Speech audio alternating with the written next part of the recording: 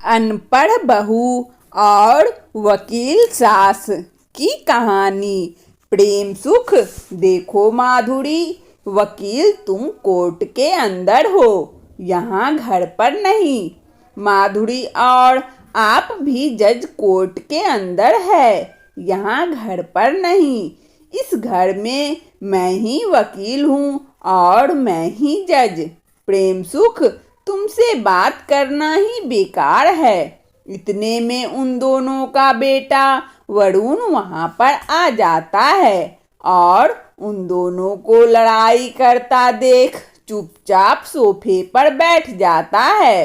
अचानक सारे लोग शांत हो जाते हैं और एक दूसरे का मुंह देखने लगते हैं। वरुण, अरे आप लोग इस तरह मेरी तरफ क्यों घूर रहे हैं? ऐसा लग रहा है कि एक तरफ वकील है, एक तरफ जज और मैं कटघरे में खड़ा अपराधी। वरुण के इतना बोलते ही उसके माँ बाप जोर जोर से ठहाके लगाने लगते हैं। माधुरी, अरे बेटा, माँ तेरी वकील और पिता तुम्हारे जज हैं। हम दोनों नॉर्मल बातें भी करेंगे तो तुझे लगेगा कि यहाँ पर सुप्रीम कोर्ट का पूरा माहौल बन चुका है। वरुण, अरे मैं आप दोनों की जोर जोर से आवाजें सुनकर ही यहाँ आया था। मैंने सोचा आप दोनों की कोई बहस चल रही है। प्रेम सुख, हाँ बेटा, बहस चल रही थी और वो भी तेरी शादी को लेकर। माधुरी, वरुण वो एक सीनियर वकील है ना, उनकी बेटी बहुत ज़्यादा समझदार, बहुत ही ज़्यादा मॉडर्न और पढ़ी लिखी है। अगर तू कहे तो मैं शादी की बात आगे बढ़ाऊं। इससे पहले कि वरुण इस बारे में कुछ बोल पाता, घर की डोर बेल बज जाती है। वरुण दरवाज़ा खोलता है तो देखता है कि खाना बनाने वाली सुलेखा आई हुई होती है। सुलेखा, नमस्ते मालिक। नमस्ते मालकिन। माधुरी, आओ सुलेखा, आओ जल्दी कुछ बना दो, हम लोगों को बहुत जोरों की भूख लगी है। सुलेखा, जी मालकिन। इतना कहकर सुलेखा किचन की तरफ चली जाती है। वरुण, माँ पिताजी आप लोग बातें करो, मुझे जरा ऑफिस का काम करना है, मैं अपने कमरे में जाता हूँ। इतना कहकर वरुण अपने कमरे में चला जाता है। माधुरी, इस लड़के से जब भी शादी की बात करो कोई ना कोई बहाना बनाकर चला जाता है। सुलेखा खाना बना रही होती है कि तभी किचन में चुपके से वरुण आ जाता है। वरुण, क्या बना रही हो मेरी रानी? सुलेखा, धीरे बोलो वरना आपके माता पिता सुन लेंगे तो क्या सोचेंगे? वरुण, अरे सोचने दो, जो सोचना है। अब मैंने फैसला कर लिया है, मैं घर वालों को सारी सच्चाई बताने वाला हूँ, क्योंकि घर वाले मुझ पर शादी का प्रेशर कर रहे हैं। सुलेखा, मुझे लगता है आपके माँ बाप आपकी शादी मेरे साथ नहीं होने देंगे। आप लोग कितने पढ़े लिखे हो, कितनी बड़ी फैमिली है आप लोगों की, और मैं ठहरी एक विधवा माँ की गरीब और कम पढ़ी लिखी लड़की। वरुण, अरे तुम ऐसा क्यों सोचती हो? हर किसी को एक समझदार और संस्कारी लड़की चाहिए होती है और तुम बहुत अच्छी हो, मैं तो तुमसे ही शादी करूँगा। उन दोनों की ये बातें वरुण के माँ बाप चुपके से सुन रहे होते हैं, लेकिन वहाँ पर कुछ नहीं बोलते। वो दोनों अपने कमरे में जाकर उस बारे में बात करते हैं। माधुरी, देख रहे हैं आप शहर के बहुत बड़े जज बनते हैं, कोई सुनेगा कि आपने अपने घर की नौकरानी को ही अपनी बहू बना लिया तो क्या सोचेंगे लोग? प्रेम सुख, क्या सोचेंगे मतलब? अच्छा ही सोचेंगे। लोग सोचेंगे कि इतने बड़े जज होने के बावजूद एक साधारण सी लड़की को अपनी बहू बना ली। माधुरी, देखिए, मैं मानती हूँ कि सुलेखा एक अच्छी और सुलझी हुई लड़की है, लेकिन एक गंवार लड़की को हम लोग अपने घर की बहू कैसे बना सकते हैं? प्रेम सुख, तुम्हें याद है माधुरी, हम जितनी बाहर भी वरुण से शादी की बात करने की कोशिश करते हैं, उतनी बार ही वो टाल देता है। अब पता चला कि वो सुलेखा से प्यार करता है, इसी वजह से शादी से दूर भागता था। अपने बेटे की खुशी में ही हमें खुशी देखनी चाहिए। माधुरी, माँ आपको जैसा लगे सही वैसा कीजिए। दोनों बाप बेटे मेरी सुनते ही कहाँ हैं। इस तरह से अगले दिन वरुण के माता पिता सुलेखा की विधवा माँ कमला को अपने घर बुला लेते हैं और शादी की बात तय कर देते हैं। माधुरी, देखिए, वरुण की पसंद के सामने हम कुछ नहीं कह सकते। आज तक हमने वरुण को हर वो चीज दी है जो उसे पसंद थी, तो शादी भी उसकी पसंद की होनी चाहिए। लेकिन सुलेखा, आज के बाद तुम इस घर में खाना नहीं बनाओगी, क्योंकि तुम अब इस घर की मालकिन बनने वाली हो। अब यहाँ काम करने के लिए कोई दूसरी आएगी। इस तरह से वरुण की शादी उसके घर की ही नौकरानी सुलेखा के साथ हो जाती है। सुलेखा वरुण को देखा। सुलेखा, मैंने कहा था ना कि मेरे माता पिता बहुत अच्छे हैं, वे शादी के लिए मान जाएंगे। सुलेखा, मैं भी कितनी खुशनसीब हूँ जो मुझे आप जैसा पति मिला और इतना बड़ा परिवार भी।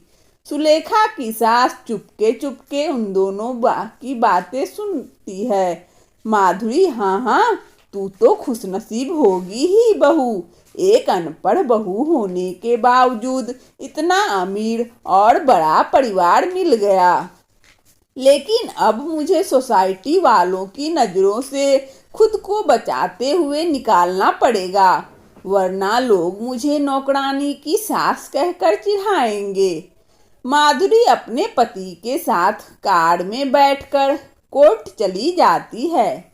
इधर सुलेखा अपने कमरे में साड़ी पहन रही होती है, तभी वरुण पीछे से आ जाता है। वरुण, सुलेखा, तुम ना सूट सलवार पहना करो, सलवार सूट में तुम बहुत प्यारी लगती हो। सुलेखा, जो तुमको पसंद वही बात करेंगे, जो तुमको पसंद हो। सुलेखा सलवार सूट पहन लेती है। शाम को जब उसके माँ बाप वापस आते हैं तब माधुरी गुस्सा करने लगती है। माधुरी, सुलेखा, ये क्या पहन रखा है तुमने? तुम इतनी भी गंवार नहीं हो कि तुम्हें ये ना पता हो कि शादी के बाद कुछ दिन सिर्फ साड़ी पहननी जाती है, ना कि सलवार सूट। शादी के 2 दिन भी नहीं हुए और तुम सलवार सूट पहन आई। सुलेखा, मुझे माफ कर दीजिए माँ जी, मैं अभी जाकर बदल लेती हूँ। माधुरी, अगर गलती करने पर मैं हर किसी को माफ करने लगूं तो ना जाने कितने मुजरिम, ना जाने कितने कातिल आजाद घूमने लगेंगे। प्रेम सुख, छोटी सी बात को इतना बड़ा क्यों बना रही हो?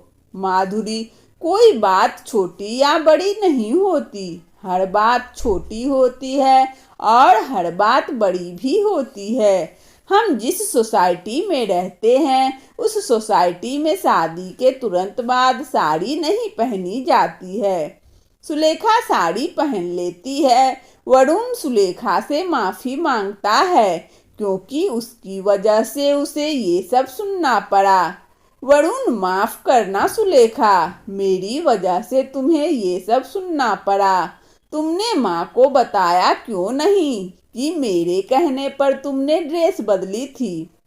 सुलेखा, अरे छोड़िए ना उन बातों को, मैं तो कब की भूल चुकी हूँ। अगले दिन जब माधुरी कोर्ट जा रही होती है तभी सुलेखा अपने सास ससुर के टिफिन पैक करके लाती है और उन्हें दे देती है। सुलेखा, तुम गंवार लोग कोई भी काम टाइम पर नहीं कर सकते हो क्या? पूरे 10 मिनट लेट हो गए हम लोगों को। सुलेखा, सॉरी माँ जी, गलती हो गई। माधुरी टिफिन लेकर कोर्ट चली जाती है। इधर सुलेखा बालकनी में खड़ी होकर बाहर का नजारा देख रही होती है।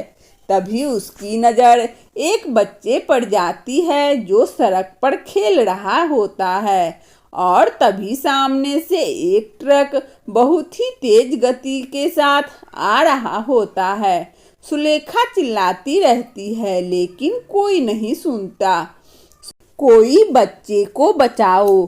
सुलेखा भागकर घर के बाहर जाती है और उस बच्चे को बचा लेती है। उसे बचाते वक्त सुलेखा को चोट लग जाती है।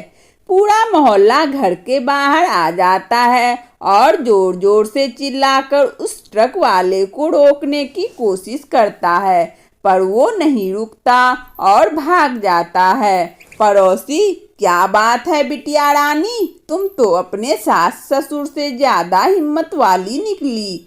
बच्चों की माँ, तुम्हारा बहुत बहुत धन्यवाद। आज तुमने मेरे बेटे की जान बचा ली। सुलेखा बच्चे को उसकी माँ को पकड़कर सुलेखा घर वापस आ जाती है। शाम को जब वरुण वापस आता है तब सुलेखा उसे सारी बात बताती है। Varun, I am so proud of you Sulekha, लेकिन तुम्हें तो खरोंच लग गई है। चलो डॉक्टर के पास। वरुण उसे हॉस्पिटल लेकर जाता है। रात में जब माधुरी और उसका पति सिन्हा अपनी कार से अपने घर की तरफ आ रहे होते हैं तभी माधुरी अपना चेहरा फाइल से छुपा लेती है। प्रेम सुख, माधुरी, तुम अपना चेहरा क्यों छुपा रही हो? माधुरी, जब से वरुण की शादी हुई है सोसाइटी वाले मुझे अजीब नज़रों से देखने लगे हैं। सभी की बहू पढ़ी लिखी है, किसी न किसी कंपनी में जॉब करती है, पर मेरी बहू अनपढ़ है। मेरी नाक कट गई। इतने में माधुरी देखती है कि उसकी कार के पास पूरे सोसाइटी वाले इकट्ठा हो रहे हैं। प्रेम सुख, इतने सारे लोग हमारी गाड़ी के सामने क्यों इकट्ठा हुए हैं? माधुरी, इस गवाह ने फिर कोई ना कोई हरकत कर दी होगी। गवाह कंप्लेंट लेकर आए होंगे ये लोग हमारे पास। मैं कार में ही बैठी हूँ, आप ही बात करो मोहल्ले वाले से। प्रेम सुख कार के बाहर आते हैं और सोसाइटी वालों का सामना करते हैं। माधुरी चुपके से उन लोगों की बातें सुन रही होती है। प्रेम सुख, क्या हुआ भाई साहब, हम लोगों से कोई गलती हो गई? दीक्षित जी, आज आपकी बहू ने वो कर दिखाया जो शायद कोई न करता। इस सोसाइटी में बहुत सारे पुलिस ऑफिसर्स के बेटे, बहुत सारे बॉडी बिल्डर रहते हैं। उन लोगों ने भी ऐसा कुछ नहीं किया जो आपकी बहू ने कर दिखाया। प्रेम सुख, अरे ऐसा क्या कर दिया मेरी बहू ने? पूरी सोसाइटी मिलकर सारी कहानी जज साहब को बताती है। वे लोग उनकी बहू की खूब तारीफ करते हैं। औरत हमारी पूरी जिंदगी बीत गई सिन्हा साहब, लेकिन आज के ज़माने में आपकी बहू जितनी संस्कारी लड़की हमने आज तक नहीं देखी। आप बहुत भाग्यशाली हैं जो आपको ऐसी बहू मिली। उसने हमारे बच्चे की जान बचाई, जिस वजह से हम उसकी तारीफ नहीं कर रहे हैं। उसके आचरण सर्वश्रेष्ठ हैं इस सोसाइटी में। माधुरी को अपने कानों पर यकीन नहीं होता। खैर, थोड़ी देर बाद सारे सोसाइटी वाले सिन्हा साहब के घर पहुंच जाते हैं और उसकी बहू से मिलने के लिए। सभी लोग उसका धन्यवाद अदा करते हैं। सुलेखा, आप लोग उस छोटी सी बात को बहुत बड़ा बना रहे हैं। मेरी जगह कोई भी होता वही करता जो मैंने किया। माधुरी, बहू, मुझे माफ कर देना। आज मुझे समझ आ गया कि सिर्फ बड़ी सोसाइटी में रहने से या बहुत बड़ा पद होने से कोई अच्छा इंसान नहीं बनता। दिल से अच्छा होना चाहिए।